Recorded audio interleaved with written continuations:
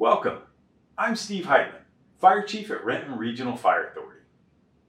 This is the first video in our 5-part series about Proposition 1. Proposition 1, or Prop 1, asks Renton voters to restore our property tax fire levy from its current rate of 61 cents per thousand of assessed property value back to its original voter-approved rate of $1 per thousand of assessed property value, and allow it to adjust for local inflation over the next 5 years. So, what is a property tax fire levy? A fire levy is a portion of your overall property tax that is earmarked specifically for fire protection and life safety services.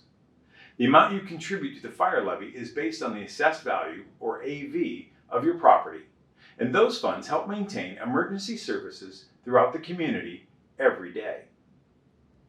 Join us in the next video, where we'll talk about why the fire levy rate decreases over time.